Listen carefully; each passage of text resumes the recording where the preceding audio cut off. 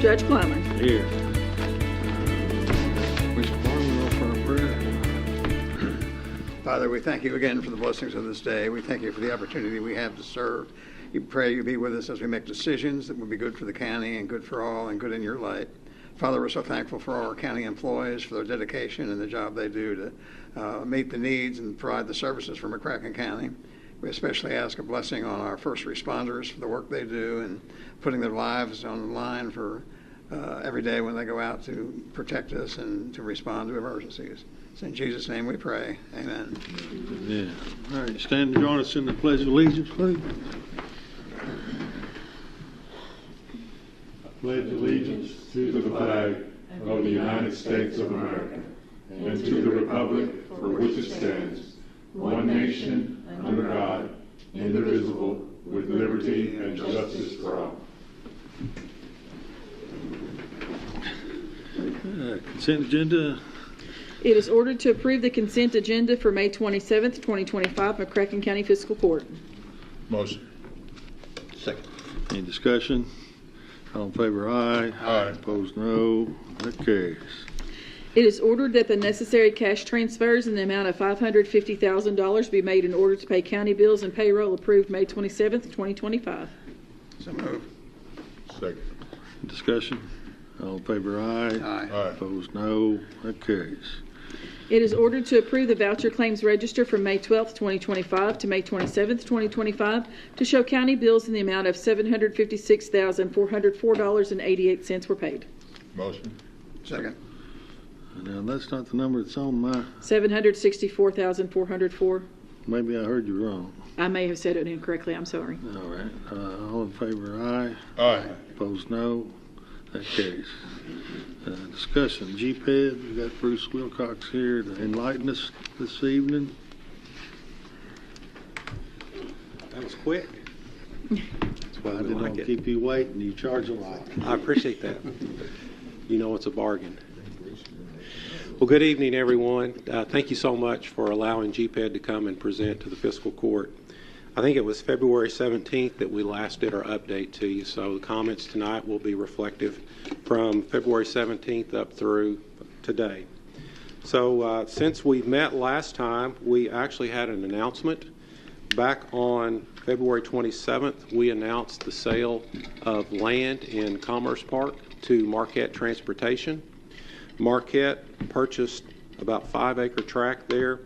They will be bringing about 55 jobs and over a $5 million capital investment to Commerce Park. And we anticipate utilizing the M-Plan economic modeling software that project is to have over an $18.3 million recurring annual economic benefit to the community. We work with Marquette closely with the state on Marquette securing a generous incentive package as well. So we were very excited. Bruce, are they all new jobs or are they transferred from elsewhere in the city and county? There'll be new jobs, Okay. growth. Also in February, I took a small group trip to Washington, D.C. Judge Clymer, Mayor Bray, and a number of others, Sandra Wilson, and another small group. We met with our congressional delegates there, the Department of Energy, Department of Transportation. We met with the Department of Energy Loan Program Office. One of our projects, large-scale projects that we are working with, they're pursuing the loan program initiative there within the Department of Energy. The DOE, as part of the DOGE efforts, has experienced some turnover and some attrition and staff reductions, so we wanted to make sure that we got in front of them. And ironically, one of the key individuals that was working our project was released from service and then brought back about a month later. So that's some good information that we received from that. During the month of March, we hosted Alberto Musalem. He is the Federal Reserve Chair of the St. Louis branch. We hosted him here in Paducah. We took him on a tour of the DOE site, and then we co-hosted a luncheon at the Commerce, at our office building there, in partnership with the Paducah Area Chamber of Commerce. In the month of April, Jim Moore, Meg Morrow, and myself, we went to Frankfurt, and we did our annual community presentation to the project managers in Frankfort. We always try to get over to Frankfort once a year to make sure that we stay in front of the project managers and stay at the top of their mind for solicitation of RFIs and lead generation services as well. During the month of May so far, we have made a trip, again, the judge and a number of others, to Fernald, Ohio, to the Department of Energy, the former DOE site there, to look at what they've done as they've gone through the reindustrialization process and tore the facility down and all of that, and kind of what they're doing with their facility since that time. Last week, we also participated with AES Energy. Also during the time since February 17th, we worked with AES Energy on getting some land rezoned for ag purposes out in the Keble area. And then we actually worked with AES Energy in securing the conditional use permit for a $130 million solar project out in Keble that is scheduled to be constructed in the near future. So they have an offtake agreement with Walmart, and we were very thankful, very appreciative for them. It's about a $130 million capital investment. It'll be 2 permanent full-time jobs, a good number of construction jobs. The anticipated impact of the construction of that project's over $14 million, and then a good number of induced and indirect contractor jobs while the project is operational. We also hosted the Kentucky Association for Economic Development May 14th through the 16th. That was where our fellow economic development professionals from across the state came to Kentucky. We had about 150 economic developers come to Paducah, and then we also had 6 national site selectors present, so it was good for national site selectors to be here and see Paducah. And then we had a number of other guest speakers and topics of interest for the economic development community. We also had representatives from the Kentucky Cabinet for Economic Development here as well. So that was a great event, and we were honored to be able to host that. Also, towards the latter part of April, again, with the judge and I guess have been on the road quite a bit together lately. We went to Idaho Falls, again, with another Energy Communities Alliance meeting, and met with a number of individuals there and got to spend some time with some key Department of Energy officials there as well. And then just last week, we actually repurchased some land in Industrial Park West. 3 or 4 years ago, we had sold a parcel to a company called Soul Miner, and in that sale agreement, we had clawback provisions. If they did not construct a facility or put something on it within X amount of time, we had the right to secure that land and purchase it back. So we actually repurchased that land back last week, and we will be marketing it to other prospective companies to try to actually site an economic development project. Was the repurchase price the same as the sale price? Yes. What was the size of that land? 3 acres. Actually, it's 3.7. It's got some water utility easements that run through it. There's only about 3 acres that you can actually build something on there. When you look, before I get into the projects, we were also, one of the things that we're really excited about was we were notified by the state, the Kentucky Cabinet for Economic Development, that Site Selection Group had selected us for a $2 million grant award for our spec building application that we submitted. So we're in the process of taking the next step with the Kentucky Cabinet for Economic Development on the site due diligence. And we're working with, obviously, with you and the city, the Industrial Development Authority, on the construction of that. So our next phase is to engage an engineer and start working on the design and site layout and those types of things. When you look at our project pipeline, this year it's been slow. There's just a lot of uncertainty nationally when you look at policy and things that are going on in D.C. that are bigger than us. when we talk to our cohorts across the state and even at the State Cabinet for Economic Development, project activity is significantly less this year than what it was last year. We think it will change and pick back up once a little more certainty as far as tariffs and tax policies and those types of things are kind of shored up in the coming months. But it's been very soft so far. We have 2 projects that we're working that are in the heavy industrial space. We have 3 renewable energy projects. We have 1 large-scale artificial intelligence request for information. And then we have 1 battery EV project that we just recently received. Talking about artificial intelligence RFI that was put out, the Department of Energy put out a request nationally for solicitations of interest to site AI data centers on federally owned or former DOE sites. So there was a great response. Paducah was one of 16 locations noted in the RFI. We actually submitted a community letter of support and a community letter of interest. So we've got really good feedback from our submission from the Department of Energy on that. The next step is for them to actually submit or request for proposals from specific companies specifically interested in Paducah, and then our intention is to host those prospective companies here in Paducah and do a site visit with them.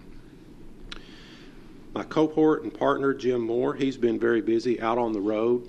Even though our new project activity is off, Jim's been very active traveling. During the month of March, Jim was at Site Selectors Guild in Orlando, Florida. March 18th through the 21st, he was at Area Development in San Antonio, Texas. The end of April, he was at the Southern Economic Development Council in Atlanta, Georgia.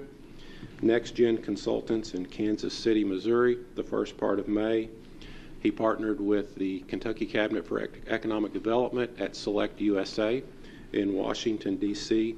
in the middle of May. And then last week, he was down in Nashville at the Home Delivery Show. So we're still very active out recruiting new jobs and working with site selectors. And then, of course, Meg has been very busy on the social media side of things. So our project activity, thankfully, we had a pretty good pipeline of projects that we were working before this year. The projects that we had in our pipeline have continued to keep us extremely busy working those. So we hope to continue to work those and then pick up some new projects going forward.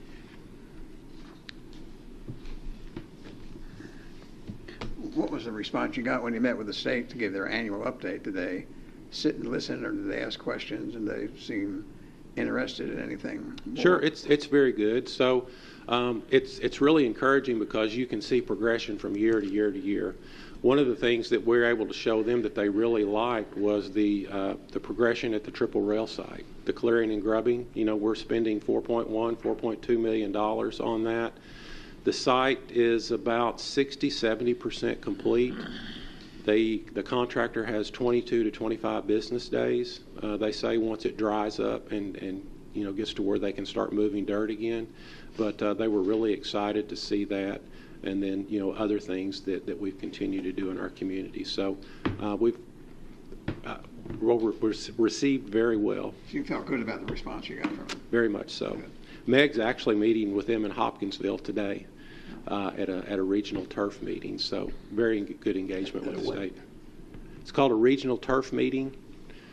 Since Secretary Knoll has been in office, they have kind of taken their staff out and they meet in certain sections of the state, and they meet with local economic development people, and we all go to these regional meetings and kind of come together, and it's good interaction time with the staff members.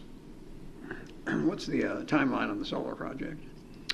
So I think it's soon. You're talking about AES Energy. So I'd hesitate to say too much because I'm not sure where they are in their power purchase agreement with Walmart, but I believe it will be soon. Do they have all the permits and everything they need, or are they still working on that?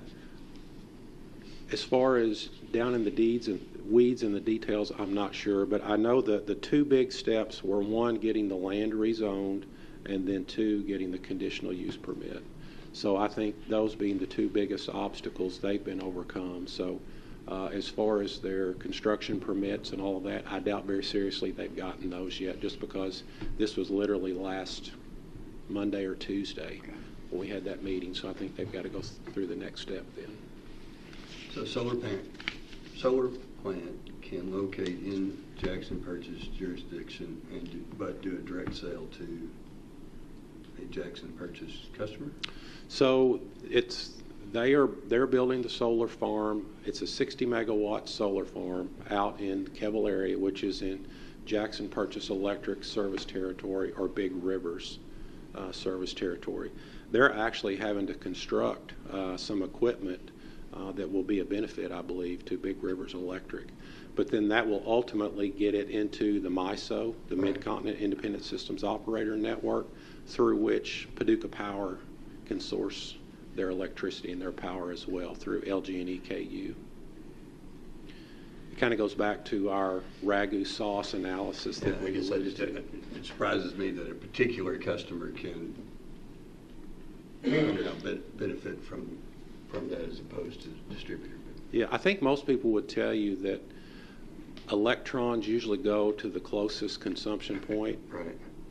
So it would be hard to put your finger on it and say that they're going right here, but I think there's a very high probability that you could say those electrons, they're going to go to the closest place where they're being consumed. Well,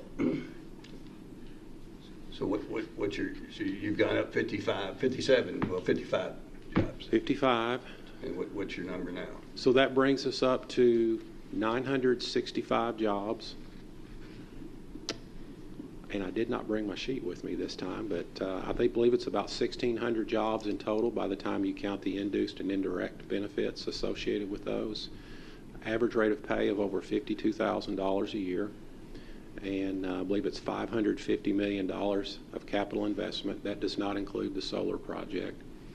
Recurring annual economic impact of $145, $150 million a year. I appreciate you coming and giving both us the update and the public the update. And it sounded like there was a lot of hustle in the last 90 days. So thank you. We've been very busy, very busy. And again, we thank you all for your support. I mean, obviously, we could not operate and exist without your partnership. So, The Trump administration has talked about nuclear development and he talked about it at least from a 10,000-foot area that he wants to do nuclear development. In any of the meetings you've been to, has there been any discussion of that or any movement on any projects that you can? Depends on who you're talking to. So if you go to ECA, it's all nuclear, right? And, things are moving faster in the nuclear world. Still, the runway is still a long time on them. The interim or the short fix to it is to stand up power plants with natural gas, utilizing natural gas powered turbines to generate electricity. We're exceptionally well positioned in that regard because we're in very close proximity to the trunk line gas line that's about 6-9 miles from the Triple Rail site. So there's a tremendous amount of unsubscribed natural gas that we could tap into there to provide electricity and then provide a longer runway for nuclear projects. So we've also continued to work with GLE. Back before Christmas, they filed the NRC allowed them to bifurcate or split their NRC license applications up into two pieces. The first part was the environmental piece. The next piece is the safety piece, which I understand is scheduled to be filed next week. And then we have other substantial interest at the site as well. We continue to work with Trillium H2. That's the $1.8 billion hydrogen project. All indications are from talking with the Department of Energy that we're still on target to get a couple hundred acres by the end of third quarter, maybe fourth quarter of this year. So things are still moving forward with that. But you see the moratorium on the contaminated metals was lifted or rescinded? Judge and I were actually talking about that Friday morning. So I think again, it's just Bruce speculating. I think the win for our community would be probably the jobs associated with the cleanup of the nickel. Maybe not necessarily the sale of the nickel itself, but it would be the jobs and the indirect or induced benefits associated with that. It's probably too early, but do we know yet where the money's going to go from the sale of that? I do not. How long would the cleanup take? Don't know. There was a gentleman, I think, Commissioner Jones, you had him here with Pacro. Michael Hargett. Yeah.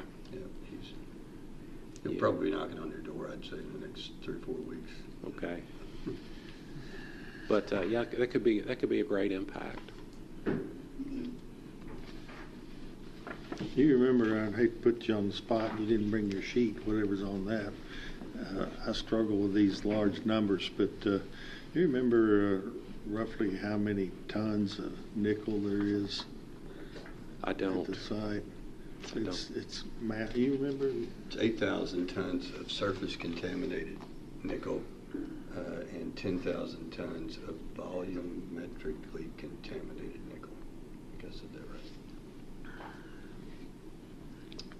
Yeah, so that moratorium from year 2000, a moratorium on cleaning up any contaminated metals and putting them into the marketplace, has been on for 20, 25 years.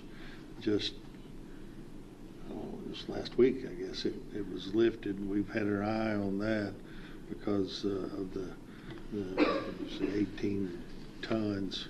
18,000 tons. 18,000. I was going to say, I thought I heard you say, I guess I'm not hearing tonight.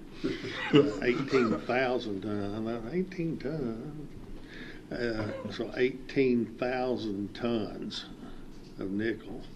And I got busy and did my calculations how much money that is, market price of nickel. But it is going to be, PACRO receives assets from the DOE site that the federal government does not need for itself. I think almost certainly the federal government is going to want that nickel for various governmental uses, military or otherwise. And of course, nickel's a major component in batteries, and so all the electrical uses for nickel may and probably will not allow us to get that many millions of dollars of value from that, but like I say, the jobs it'll create, and that will be something that will put us on not just a regional but a national map for nickel supply from the DOE site, along with the depleted uranium, the used uranium. I was corrected by some really smart guy that said it's not really depleted uranium. I said, well, they calls it depleted uranium. And he said, well, depleted means there's nothing there. So this is used uranium. So I guess we need to tweak our language to be technically correct. But so that, along with the nickel, is going to put McCracken County. We say Paducah, it's the Paducah DOE site that's referred to. It's sitting out in McCracken County, and we'll have a major role in that, and will be a huge, maybe even global recognition of the site and the assets that are coming from that. So that's coming on relatively quickly as well, and the of course, Global Laser Enrichment has not been secretive about their intent to come, and they're in the process of getting all their permits and getting squared away to enrich that used uranium. It's just going to be a huge gain, a win for our county. Do those estimates include the nickel that's still in the processing plants? Or is all the nickel out of the plants? There's still some in there, isn't there? So those estimates come by way of conversation with Joe. What's Joe? Joe Bradbury. Bradbury. Yeah. So the 10,000 tons, that's in the literature of what the ingots amount to. I think 8,000 was an estimate that somebody gave Joe, that Joe gave us. And I don't know that it's all been arranged. Well, I don't know the status of where it is. You can't eyeball it like you can the 10,000 tons. But, you know, PACRO has an agreement that they have a monopoly on the surplus materials from that site. And if the nickel, I don't know, I don't want to give up on the fact that it might potentially be declared surplus. In order for it to move from government property to private property, I think we would have to surplus it, right? And if PACRO has the agreed monopoly of being the trader of whatever becomes the surplus, let's not give up on it yet. Right. Yeah. I think there's significant opportunities out there, you know, with obviously with the nickel and with this RFI for artificial intelligence. The site's uniquely positioned from an electrical infrastructure standpoint as well. You know, back in the day, they were pumping 2 gig of power in there. TVA is currently producing about 1.1 gig. You know, it could be fired back up in theory to where it used to. And then other components, whether it be across the river or other partners. So I think you could still get a tremendous amount of power in there that could be for new industry as well, in addition to the cleanup. Yeah. Let me just labor that point a little more, because when we were in D.C., I think you were there, EM1, we put that question to him just 2 years ago, and he said, and I realize he's no longer in that position, but that he wanted the benefits of whatever came from the refinement of nickel to stay in the community, whether that be Portsmouth or Oak Grove or Ridge, rather, or Paducah. And I think there's an argument for that. There's an equitable argument for that, of what the opportunities of other economic growth that this community could have had over the last 50 years that it did not have, because this fairly precious 3,500 acres was dedicated to that government project. Let's keep swinging. We'll do it. And then while we're talking about PACRO, was we've hired a new CEO. Our previous CEO, Greg Wiles, is retired and gone on. We've hired just an outstanding candidate for that position. He's previously worked at the DOE site here for 12, 13 years. He's been in mid to higher level management on projects for DOE at numerous sites, Savannah River. I think he's out west on some sites. He's traveled extensively, has the contacts, certainly knows what he's doing, and on cleanup as well as other projects for DOE. Really a great choice for us, and excited about getting him to work. He's starting June 1, I believe, and so Greg Wiles is going to work with him, get him caught up to speed on the requirements of the job, and he'll roll into that in a strong position to help us on those assets as well. So everything's just churning at a rapid pace, I think. So, any other discussion about any of that? Everybody good? All right, Bruce. Great All job. right. Appreciate you. Yes, sir. Thank you again. Thank you all so much for your partnership and your support. So, thank you. All right, thank you. Now we have a discussion on county trash franchise. Steve Doolittle and I have been talking about the possibility of doing a county-wide trash franchise, which would mean selecting a single trash pickup provider for the county. We have been gathering some information to try to be sure we do our diligence to see is that where we need to be. Multiple reasons for it.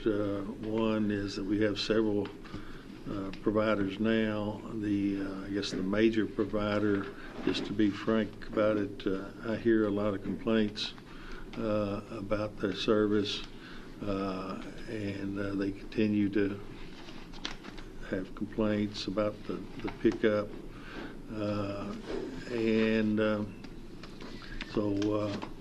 it just, the more we look at it, the more it seems to make sense, and want to put it on for this board to discuss and see what we think about it. Another aspect is when you have, if you imagine all the pickup sites, every residence, every business in the county has trash pickup. And so we've got several providers.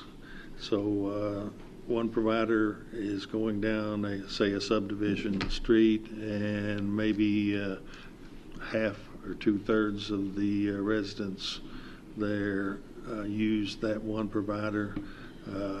Sporadically, somebody else, another resident, uses a different one. There are several. And so those trucks, there's multiple trucks, heavy trucks that are, wear on our roads, can cause damage over time. They, of course, pull over and stop, sometimes on the edge of the road. And so the more trucks you have, more providers you have, those trucks are passing each other, picking up individual places rather than having one provider that goes with those trucks and picks up every collection point, every resident, every business.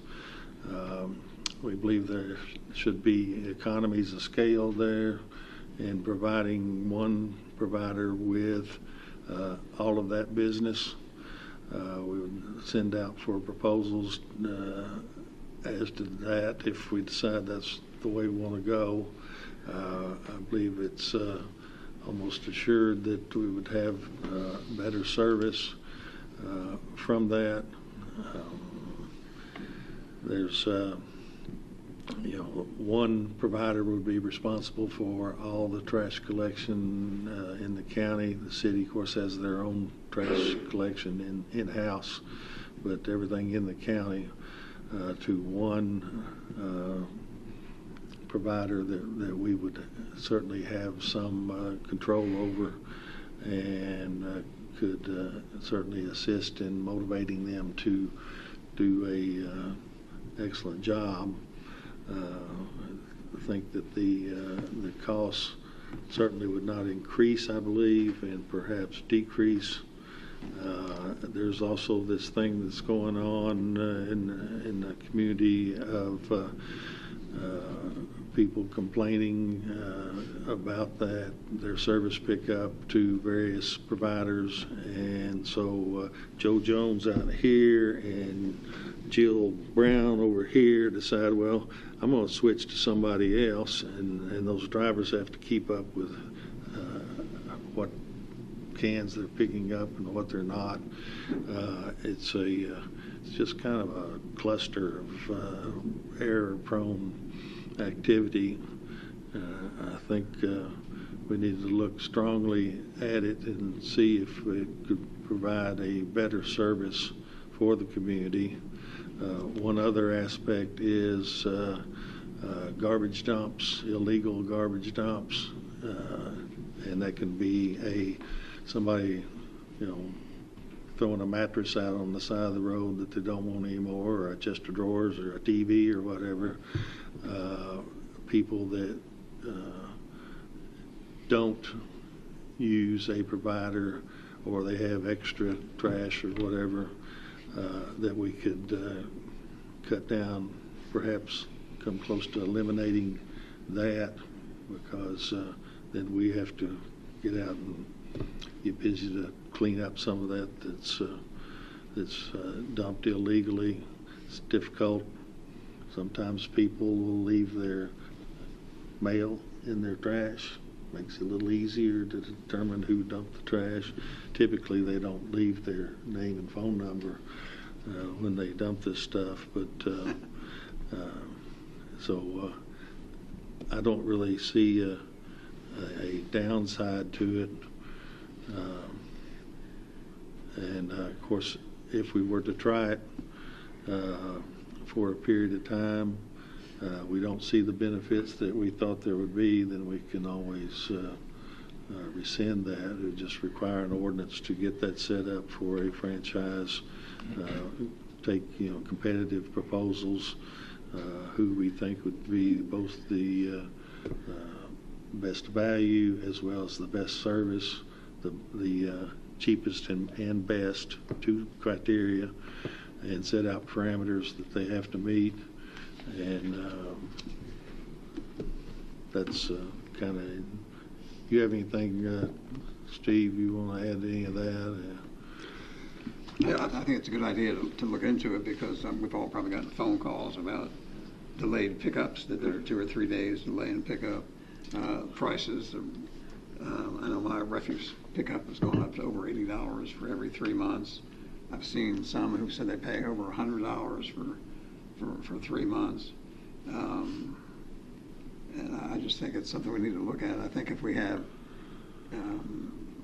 a franchise that's going to it should significantly lower the cost of refuse pickup, and that would save money for the residents. I think that's very, very important to look at that. And then also we'll have, we had a company in here from, I think, Graves County that was picking up, and people had paid for a year in advance, and they quit picking up, and they weren't able to get their money back. I think the county attorney had to help get some money for some people, but it'll give us some clout to help take care of that, make sure we pick up. Another thing I've noticed that in my subdivision, occasionally there's trash that blows off the back of trucks, and when they're dumping the cart, it might not get all of it in the truck, and it's on the ground, and the truck driver doesn't get out to try to clean it up or pick it up. And sometimes they'll leave the carts out in the middle of the street. They roll out in the street, and it creates a hazard. So I think it's a good idea that we look into this and do an RFP and see what we can come up with. I think the pushback we're going to get if we try to do universal pickup to require everybody to have trash service, I think that's going to be, an issue we're going to need to deal with. But I think it's important that we do that. I think if you ride around the county and you see some of these properties that need to be cleaned up, people take their trash and they'll throw it out the back door and just leave it out there, bags and open trash. And there's one out in Rickman, the guy has a pickup truck, and he throws his trash. He's been throwing his trash in his pickup truck for about the last year and a half, and it's just piled up real high. It's the county attorney's dealt with a guy out quite a bit out there, and again, I think it's good we do that. And I think it'd be good, Steve, if in not too distant future we have our code enforcement come and report to us on how the new regulations are doing and cleaning up property. If we could do that the next meeting or two, that would be good. But I think it's a good idea that we look at it. So as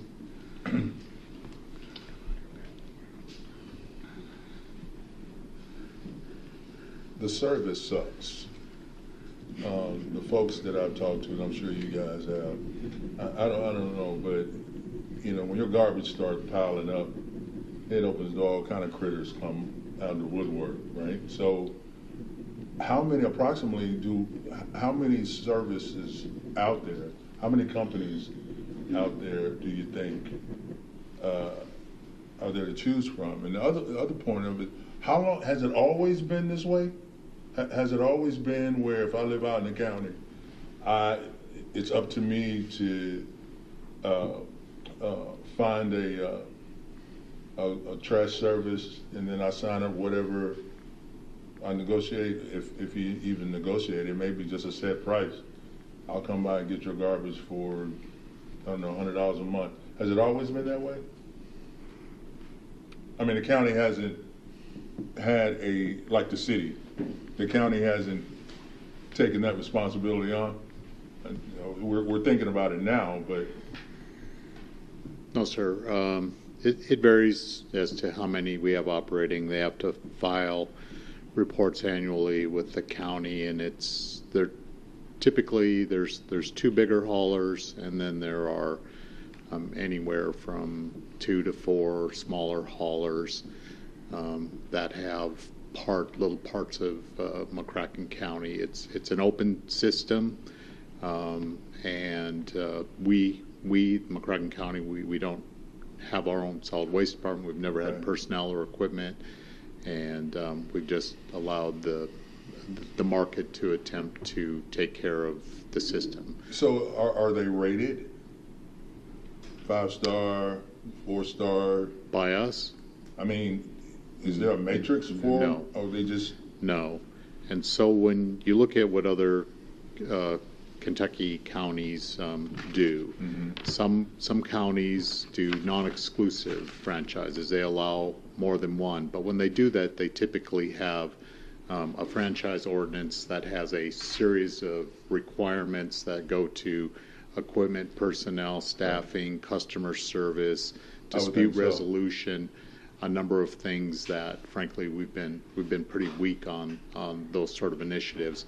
And maybe in the past there wasn't very much of a demand for us to get involved in that, but I think what we've heard from people that live outside the city limits is that the service is getting tougher to come by, and it's getting more expensive, or good service is hard to come by. Conversely, the people that live in the city, they don't ever have that problem, right? Because there's universal coverage provided by city government.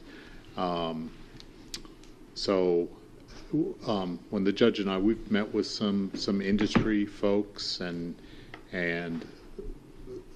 their thing is that for a county this size, it would be competitive. There would be more than one company interested in trying to get business here, and they feel like they could do a better job instead of having a third or fourth of the business here. If they had all of the business here, that they could staff it better, and it could be better organized. Because if you follow trash trucks around McCracken County, they enter a subdivision, they pick up a house, skip 3, pick up another one, skip 5, pick up 4. It's a tough way to run their railroad, particularly when the customers are constantly switching users because I didn't get picked up for a couple weeks, so I switched to a different provider. So that seems to be sort of one of the industry problems here, is how quickly people change their service based on their happiness and their ability to negotiate a price. And we also hear from residents this wide variation of what they pay. Some people, man, I just drove a good deal. They gave me $54 for 3 months, and then you hear what Commissioner Bartleman said. Somebody told them they're paying $100 for 3 months. So that strikes us as being terribly unfair to the residents, that the pricing structure is so unequal across the community. appreciate it. So, why haven't we done?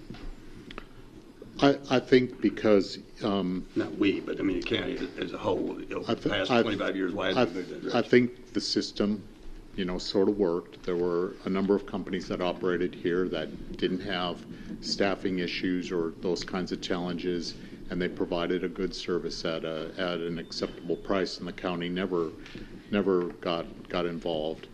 But what I see other counties doing, they're not only either doing non-exclusive agreements or exclusive agreements, and they're charging a franchise fee. They're saying that the county is due some compensation. I mean, the way the state statute is set up is you get to decide. It's the county's. It's kind of like Comcast. It's kind of like Comcast, exactly, and you get to decide who gets that franchise and what standards they have to live by, and how much money they have to pay you for that right. Because I'd like to go back to what the judge was saying earlier.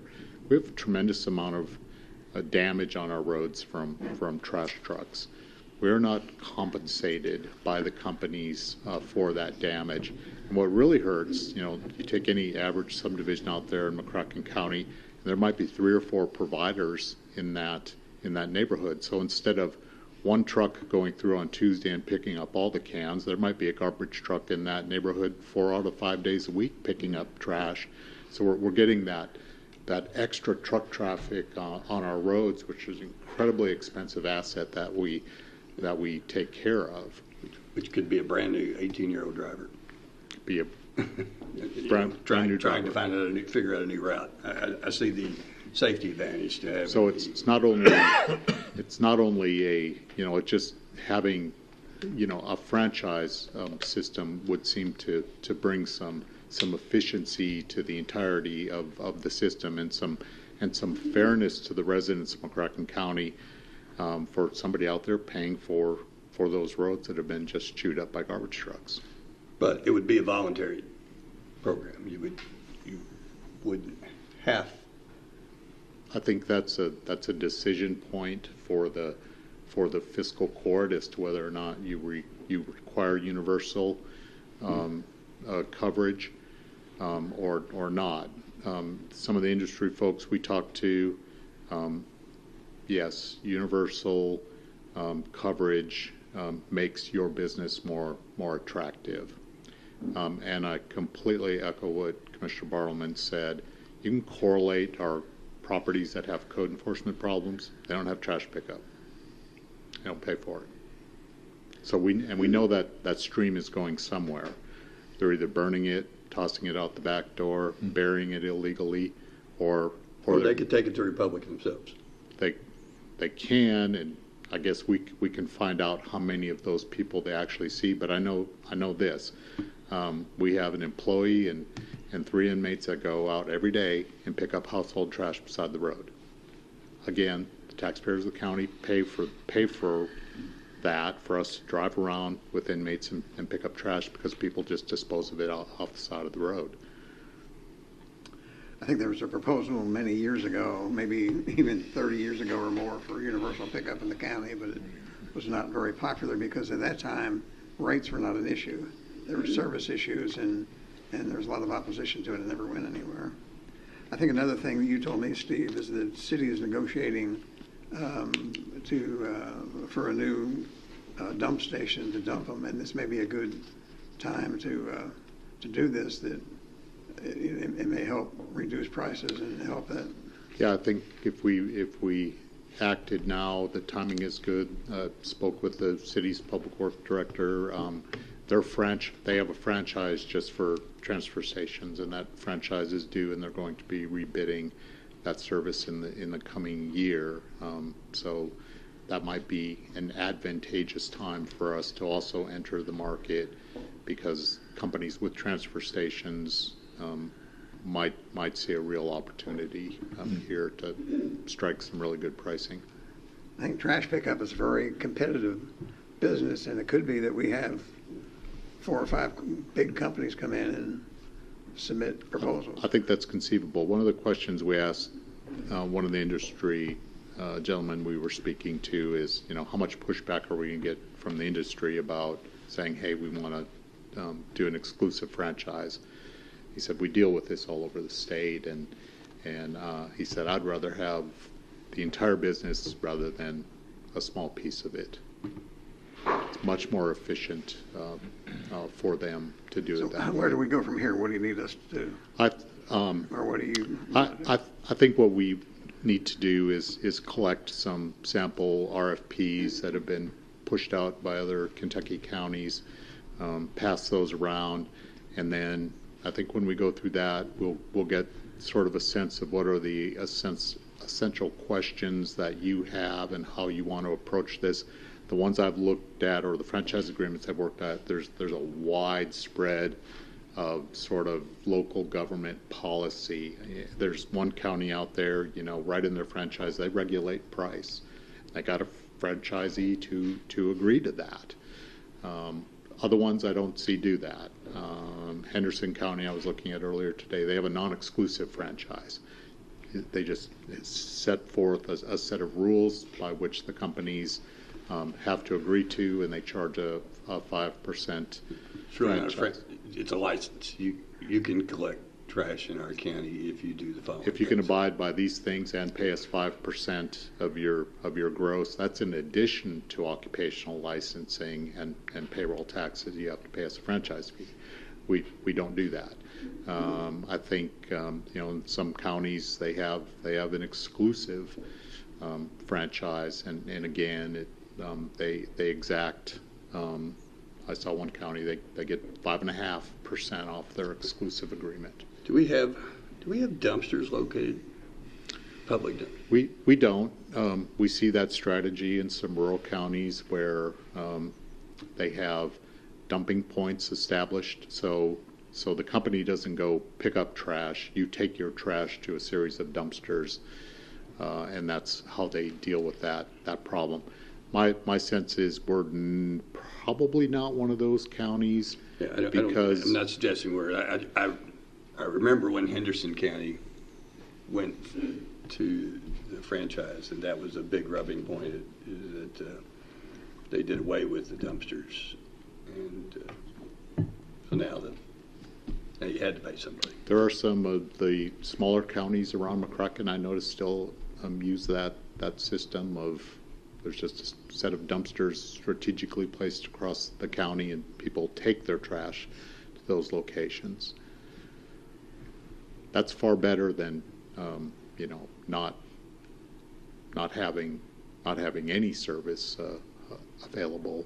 But I think we're big enough. Remember, there's more people that live in an urbanized setting outside the city limits than inside the city limits here. Right. Yeah, and I guess I'm surprised that no vendor is going to push back though on. I mean, it's one thing to say yes, I'll collect all the trash of folks who live in Reedland or in West Paducah. And by the way, you also got to make a run out to the river in West McCracken County to pick up I think you won't get pushback from the bigger ones. I think there are some of the smaller haulers that are multi-county that are pretty selective about their business and who their customers are. That model works for them, but the county as a whole, it doesn't work because they might be a great vendor, but they're like, I only go so far in McCracken County. All right. Well, it's Well, I probably agree, we need to fix it. We need to fix it because it's pretty much terrible right now. All right. We'll get together some information, pass it around, so we can have more to work off of and decide what we want to do then. All right, court orders. It is ordered that an annual standing order be approved for the pre-approval of recurring expenses for utilities, telephone, payroll, debt service, and employee health benefits bills for fiscal year 2025-2026. It is further ordered that these payments may be made electronically per KRS 68.275. So move. Second. Any discussion? All in favor, aye. Aye. Opposed, no. That carries. It is ordered to pay the City of Paducah $7,131.78 for the 2024 incremental revenues pursuant to Section 6 of the Local Participation Agreement for the Downtown Riverfront Development Area. This dollar amount represents netting $10,017.20, which was overpaid for the year 2023. Motion. second. Discussion? All in favor, aye. Aye. Opposed, no. That carries. It is hereby ordered that pursuant to ordinance number 2024-06, a one-time rebate of $22.50 per occupied rental units shall be paid as shown on the attached list. Motion.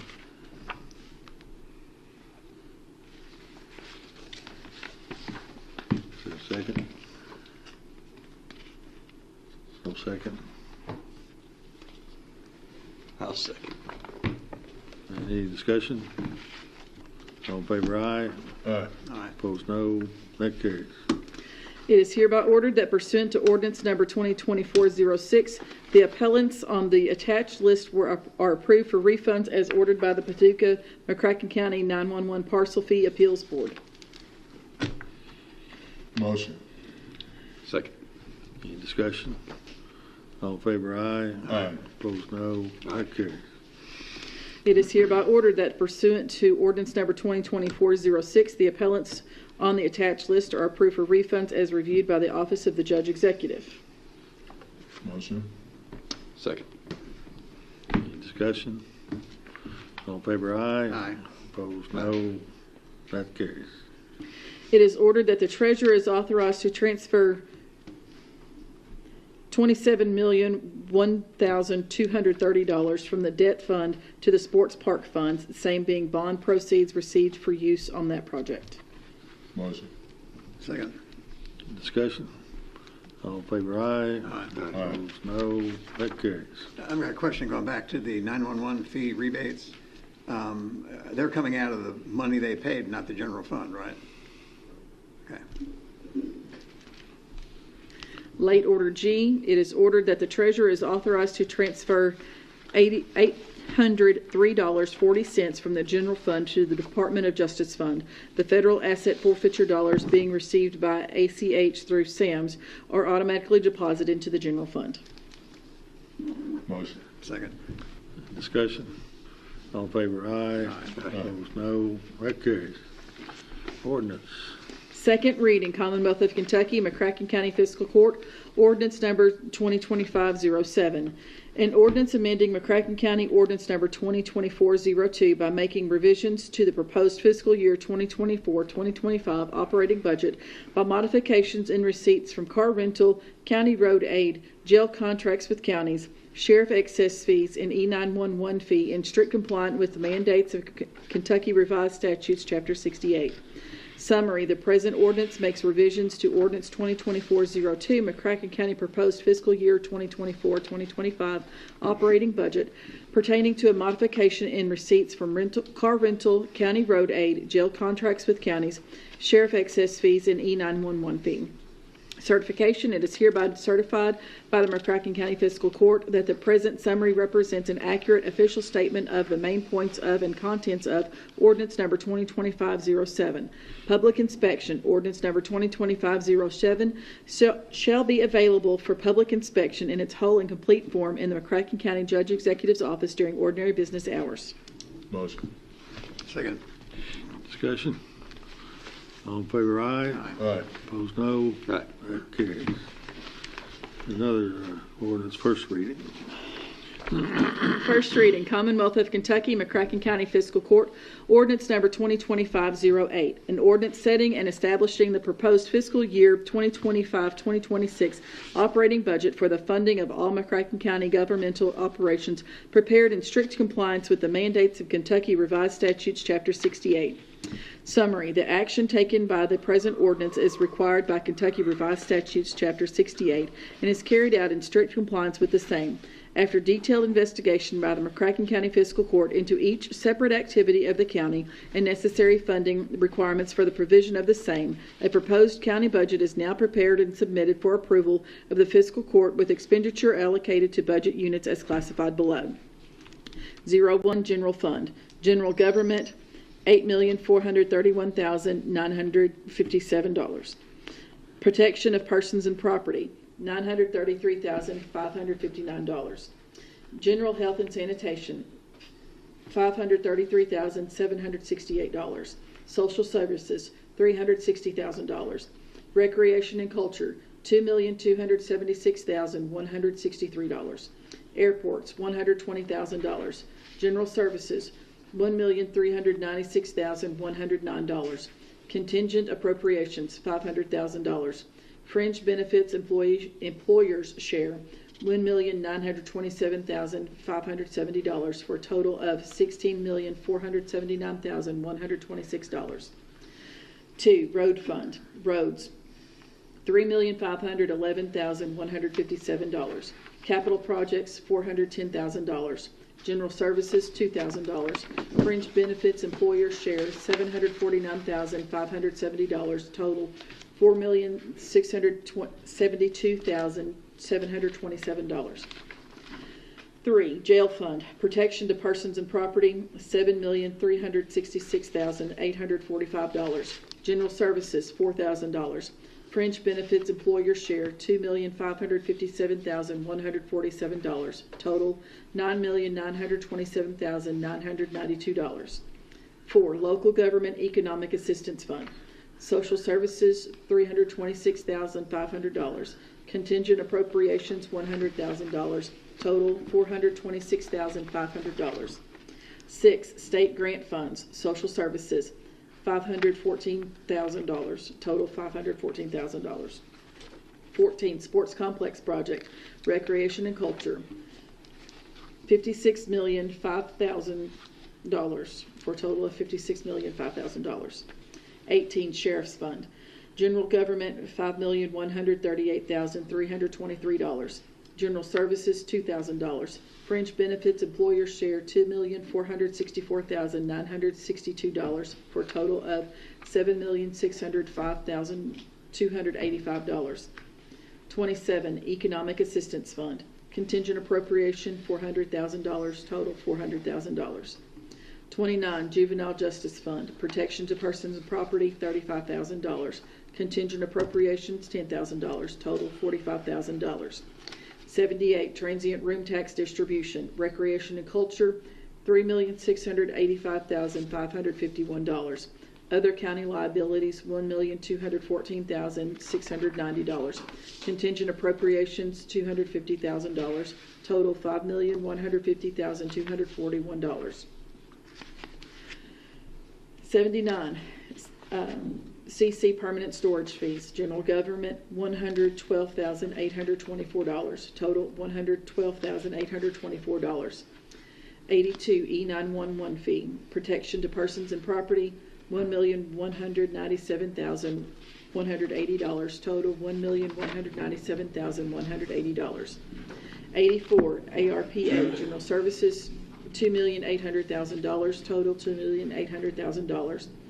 88, opioid settlement, general health and sanitation, $160,000. Contingent appropriation, $10,000. Total, $170,000. 99, debt service fund, bonds courthouse, $239,725. Other county liabilities, $3,784,007. General services, $1,250. Contingent appropriations, $241,553. Total, $4,266,535. Grand total, all funds, $109,772,410. Certification. It is hereby certified by the McCracken County Fiscal Court that the present summary represents an accurate official statement of the main points of and contents of ordinance number 2025-08. Public inspection. Ordinance number 2025-08 shall be made available for public inspection in its whole and complete form in the McCracken County Judge Executive's office during ordinary business hours. Motion. Second. Any discussion? Nope. We're good. Okay. All in favor, aye. Aye. Opposed, no. That carries.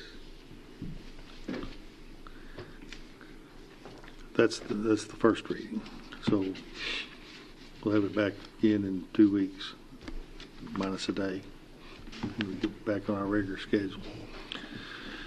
Steve, does that get sent to the state immediately? Tomorrow, yeah.